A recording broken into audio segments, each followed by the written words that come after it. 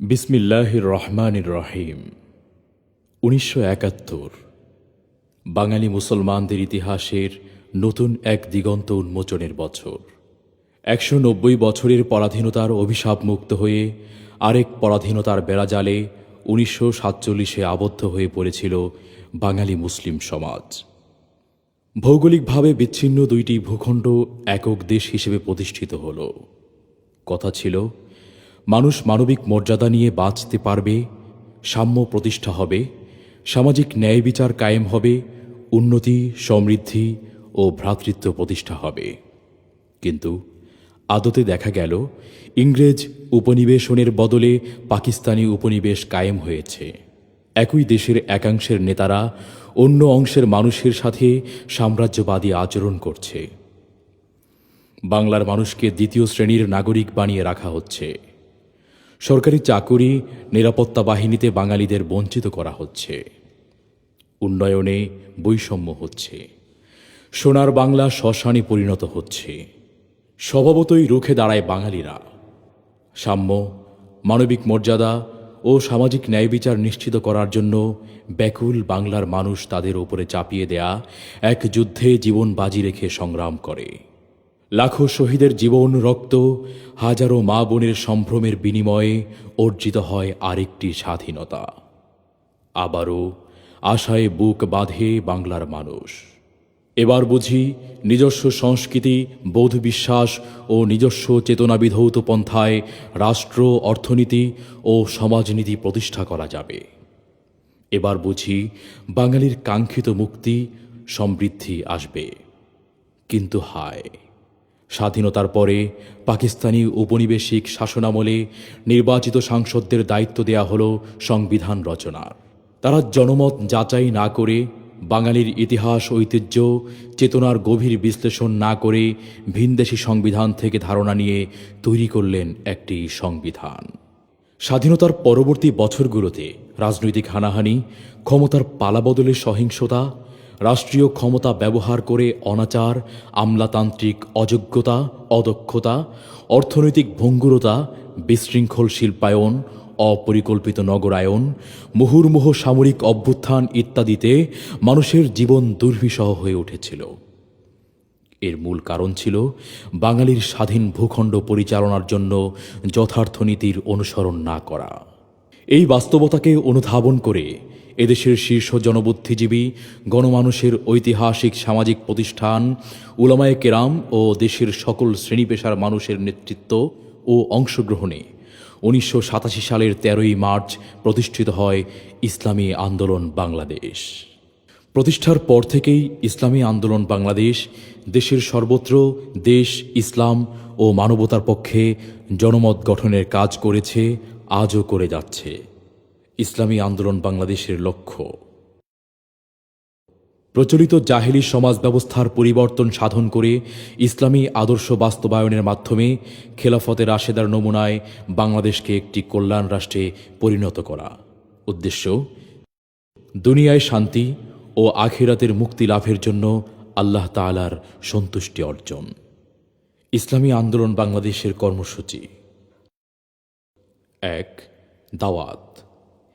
একটি সুখী সমৃদ্ধ কল্যাণ রাষ্ট্র গঠনের লক্ষ্য বাস্তবায়নের জন্য জনসাধারণকে সচেতন করা এবং সর্বস্তরে আমর বিল মারুফ ও নাহি আনিল মুনকার তথা ন্যায়ের প্রতিষ্ঠা চালাতে সকলকে উদ্বুদ্ধ করা।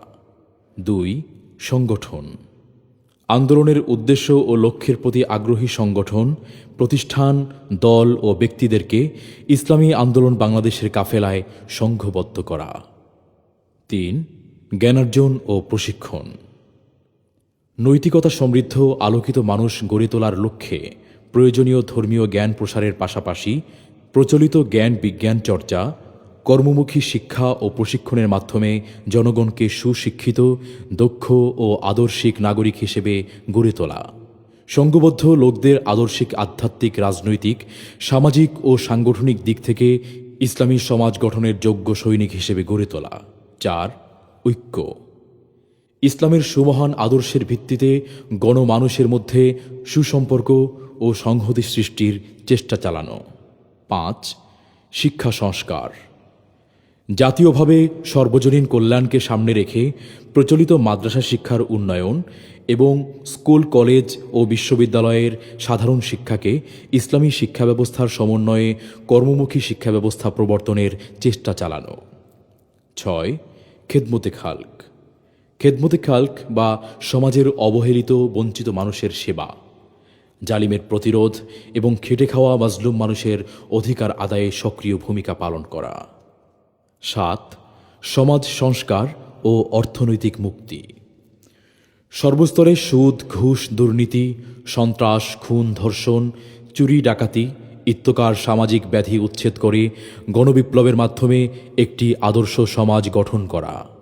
অপরদিকে দারিদ্র্যের অভিশাপ থেকে দেশ ও জাতিকে মুক্ত করতে সম্পদের সর্বোত্তম ও সঠিক ব্যবহার, ব্যাপক কর্মসংস্থান সৃষ্টি, দেশীয় শিল্পের বিকাশ এবং কৃষি বিপ্লবে সর্বোচ্চ গুরুত্ব প্রদানের পাশাপাশি সুদভিত্তিক সমাজ ব্যবস্থা উৎখাত করে ইসলামের জাকাত ও হালাল ব্যবসার নীতি বাস্তবায়নের মাধ্যমে একটি স্বনির্ভর ও সমৃদ্ধ জাতি হিসেবে গড়ে তোলার চেষ্টা করা।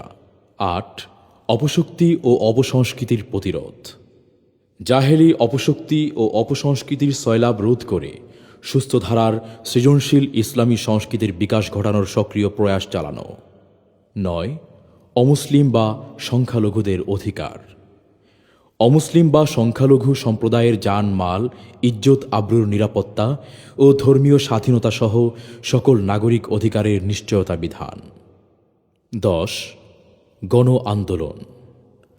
সমাজ ও রাষ্ট্রের অকল্যাণকামী ভোগবাদী ও খোদাদ্রোহী নেতৃত্বের অবসান ঘটিয়ে খোদাভীরু দেশপ্রেমিক যোগ্য লোকের নেতৃত্বে ইসলামী আদর্শভিত্তিক একটি কল্যাণ রাষ্ট্র প্রতিষ্ঠার জন্য সর্বসাধারণকে অনুপ্রাণিত করে গণ আন্দোলন গড়ে তোলা।